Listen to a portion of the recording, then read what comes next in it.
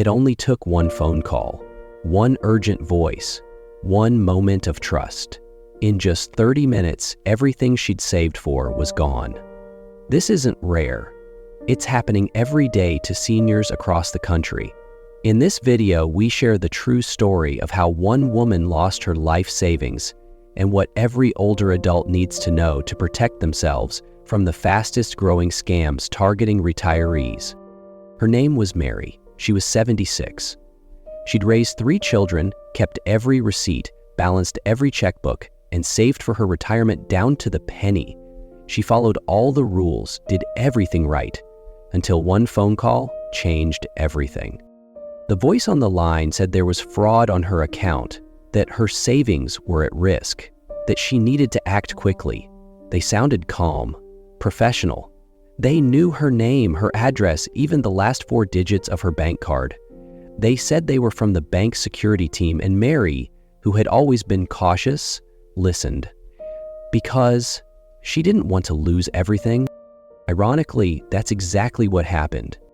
In just 30 minutes, she gave them access. And in 30 minutes, everything she had saved, gone. A lifetime of careful planning, wiped out in the time it takes to drink a cup of coffee. Mary's story isn't an outlier. It's not a rare tragedy. It's happening every day to older adults across the country, people who have done nothing wrong except believe they were speaking to someone who was trying to help. And that's what makes it so devastating.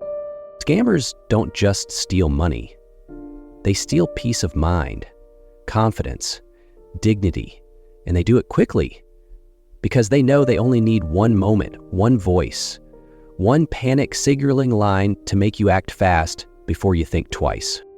This video isn't about blame, it's about truth, about understanding how these scams actually work, why they happen so fast, and what red flags you need to recognize the moment they appear. We'll walk through exactly what happened to Mary, how she was convinced, and most importantly, what she didn't know to watch for, because what happened to her could happen to anyone. And it doesn't have to happen to you. You've worked too hard, you've saved too carefully. You deserve to be safe and informed. Let Mary's story be more than a warning. Let it be the moment everything changed in the right direction. It started just like any ordinary afternoon. Mary had just finished folding laundry when the phone rang. On the other end, a calm, professional voice greeted her by name. "Mrs. Anderson, this is Alex from your bank's fraud protection unit. I'm calling because we've detected suspicious activity on your checking account." Mary froze. Her heart quickened, but she listened closely. The man continued, naming the last 4 digits of her bank card and confirming her full address. It all sounded legitimate, official, and it made sense. Why else would he know so much? He told her they were seeing unauthorized transactions coming from another state. He warned her that her account had likely been compromised and that they needed to act quickly before the fraud spread to her savings. "We just need to transfer your funds temporarily to a secure holding account," he said. "This will prevent any further loss while we investigate." Mary had always been careful with money. She'd been banking with the same institution for over 30 years. She'd seen scam warnings before, but this felt different. This caller knew her information. He wasn't asking for her PIN or account number. He already had it. And he was reassuring, even kind. So she followed his instructions. He walked her through the process step by step. "We're going to initiate a transfer for security purposes," he explained. "You'll receive a verification code. Please read it back to me so we can confirm the action." By the time Mary hung up, nearly $80,000, 0 cents, her entire life savings, had been moved, but not to any secure account. It was gone. What Mary didn't know, what many seniors don't know, is that scammers have gotten frighteningly good at what they do. They use publicly available information and leaked data to appear legitimate. They clone the phone numbers of real banks, mimic their scripts, and often time their calls after real data breaches, which makes the situation feel even more believable. And they don't sound like criminals. They sound like helpers, like someone watching out for you. That's how they earn your trust. Just enough to make you act before you realize what's happening. Mary never gave away a password. She never wrote a check to a stranger. She simply followed instructions from someone she believed was protecting her. But in 30 minutes, everything she worked for was taken. What makes stories like Mary's so heartbreaking is how easily it could happen to anyone. She wasn't careless. She wasn't confused. She was targeted by someone who knew exactly how to manipulate fear, trust, and urgency. This is the reality for countless older adults today. And unless we talk about it, unless we recognize these tactics for what they are, it will keep happening. Because scammers don't just look for people with money, they look for people who care enough to protect it. The most devastating part of Mary's story isn't just how quickly it happened, it's how easily it did. And it wasn't luck, it wasn't a fluke. It was the result of carefully designed psychological tactics that scammers use every single day to gain the trust of older adults. They start with authority. Scammers don't introduce themselves as strangers. They claim to be people you're trained to trust. Bank security officers, Medicare representatives, utility company employees, even family members in distress. They use official-sounding titles and familiar organization names. The man who called Mary said he was from the bank's fraud department. That authority made her stop asking questions and start following instructions. Because when you think someone is calling to protect you, it's hard to imagine they're actually there to hurt you. Then comes urgency. Scanners create a ticking clock. You must act now. Your account is being drained as we speak. If you don't do this immediately, we can't stop the fraud. Urgency short-circuits logic. It makes you feel like every second matters, like there's no time to call your daughter or stop and think. Mary was told she had to act fast to protect what she had, and that pressure left no room for doubt, only action. They follow urgency with isolation. You can't tell anyone. Don't hang up or the transfer will fail. This is a confidential investigation. These phrases are designed to keep you from reaching out to the very people who might be able to stop you. They make you feel like helping them means keeping quiet. And in that quiet, the scam continues. Mary didn't call her son. She didn't check with her bank. Because the voice on the other end made her feel like keeping it secret was part of solving the problem. And finally, they wrap it all in familiarity. Your name, your birth date, the name of your bank or the city you live in, maybe even the last 4 digits of your account number. These bits of information are easy to find online, but when you hear them spoken back to you, it feels like proof. It feels like validation, like the person really is who they say they are. Mary heard details that made everything feel legitimate, and that's what made the lie so powerful. These aren't random techniques. They are calculated, they are scripted, and they are practiced by criminals who study human behavior for a living. You are not to blame for being caught off guard. In fact, the very qualities scammers prey on, your respect for authority, your quick action in emergencies, your loyalty, and your trust are what make you a good person. But those qualities deserve to be protected. By learning how these tactics work, you can begin to see them for what they are, red flags instead of reassurance. Because the next time someone calls sounding too official, too urgent, too secretive, or too familiar, you'll know it's time to pause. And that pause could be what protects you. Mary didn't know she was being scammed. That's the hardest part to accept for her and for anyone listening. She wasn't confused. She wasn't careless.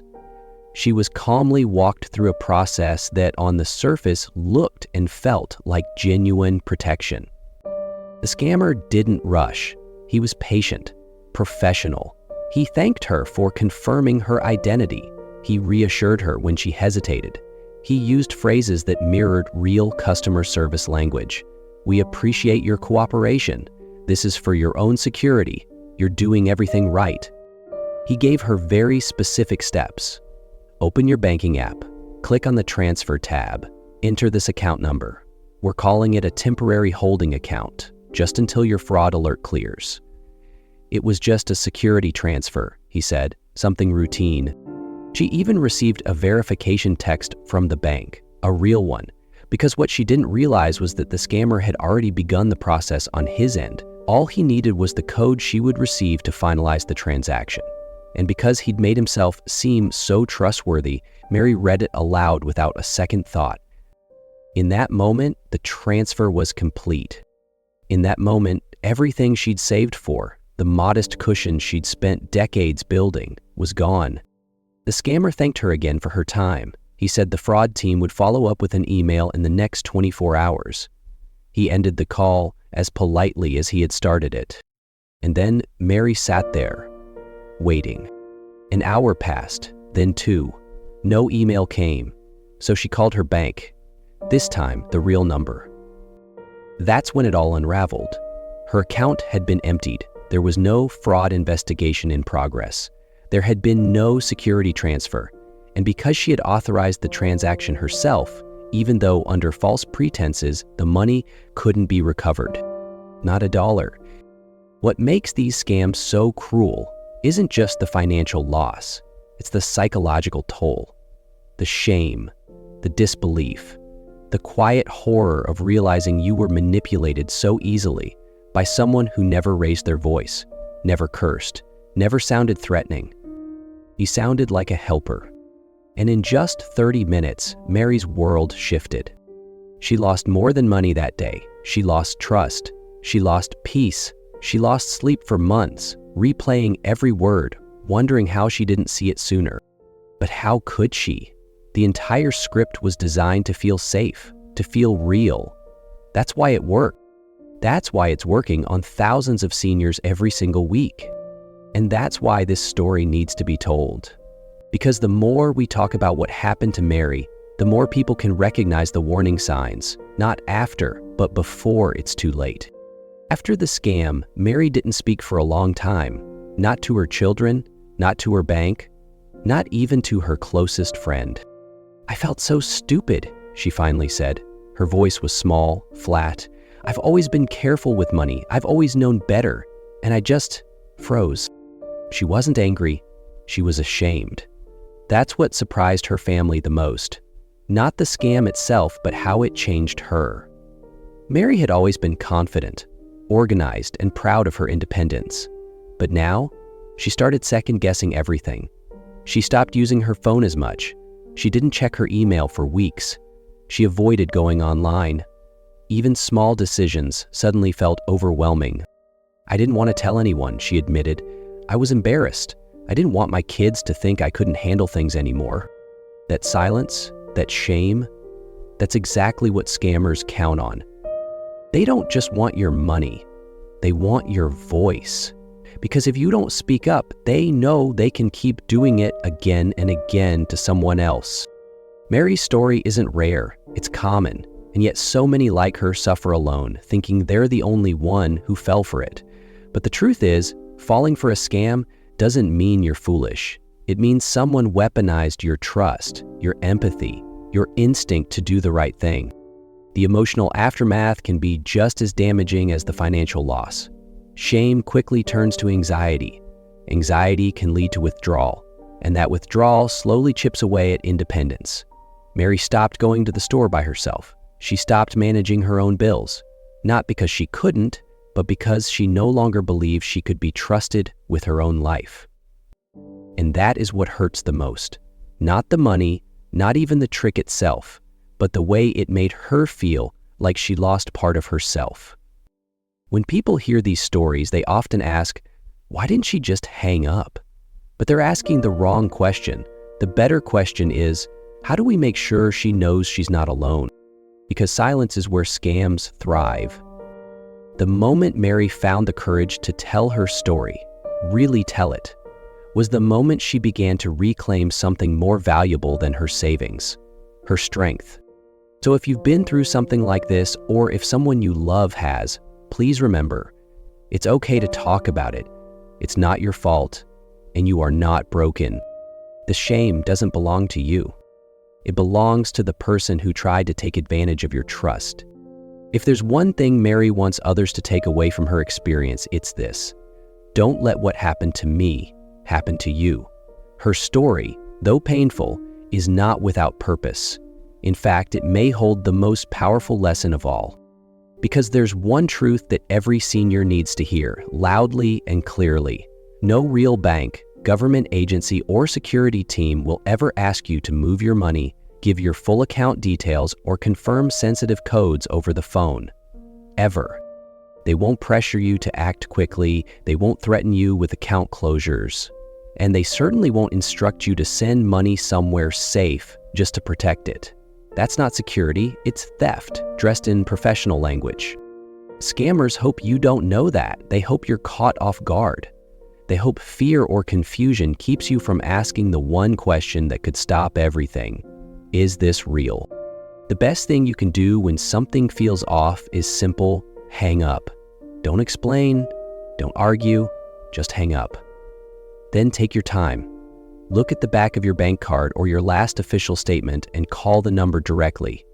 Talk to someone who works for your bank, not the person who called you, no matter how convincing they sounded. That moment of pause, that one step of verification, it could be the thing that saves your life savings. Scanners rely on panic. They count on you feeling flustered. They want you to believe there's no time to think, no time to check, no time to call your son or daughter for a second opinion. But you do have time. And the more you slow down, the less power they have. Mary wishes she had known to pause. She wishes she had trusted that tiny voice in her gut that said, something doesn't feel right. And while she can't undo what happened, she can help someone else stop it before it begins. So please, remember her story, share it, and carry this truth with you wherever you go. You are not too old to be wise. You are not too trusting to be careful. And you are not too late to protect yourself. Pause before you act. Verify before you trust.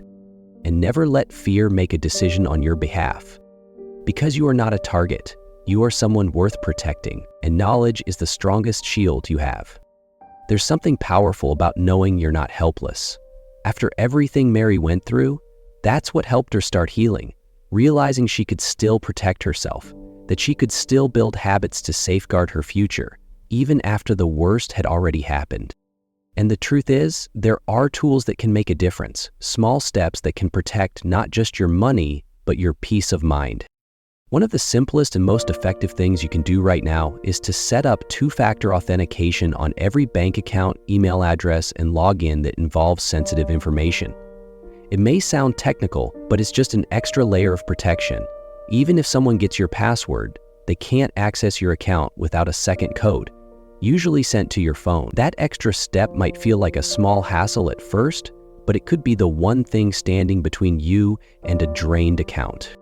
Next, don't underestimate the power of call blocking and alert services. Many phone carriers offer these for free or at a low cost. There are also apps designed specifically for older adults that screen calls, flag known scam numbers, and even notify you before you answer. When you eliminate unwanted calls at the source, you eliminate the bait scammers rely on. But perhaps the most important habit of all, talk to someone. Not after the fact, before. If something feels off, or you're unsure about a financial request, pause and pick up the phone. Call your daughter, your nephew, your neighbor, or your banker, the one at the branch you've known for years. You don't have to make big financial decisions alone, especially if you feel even a twinge of doubt. Mary kept everything to herself until it was too late, not because she didn't have support, but because she didn't want to feel like a burden. What she now knows, and what she wants every senior to remember, is this: asking for help is not a sign of weakness, it's a sign of wisdom. We all need second opinions sometimes, especially in a world that moves fast and changes even faster. So don't let pride keep you silent. Don't let fear keep you guessing. The people who love you want to be part of your safety net. They'd rather get a call from you asking, "Does this sound right?" than a call saying, "Something's gone wrong." You've protected others your whole life, your kids, your grandkids, your community. Now it's your turn to be protected. Use the tools, build the habits, and never feel like you have to face these challenges alone. because every layer of protection you add is a message to scammers that you are not an easy target. You are aware, you are supported, and you are stronger than they think. Scams aren't about intelligence, they're about emotion, and even the smartest, most experienced people can fall victim. That's what makes them so dangerous and so heartbreaking, because they don't just trick the mind, they target the heart. Mary didn't lose her savings because she lacked knowledge. She lost it because she cared, because she wanted to protect what she had, because someone made her believe she was doing the right thing. And that's exactly why we share stories like hers.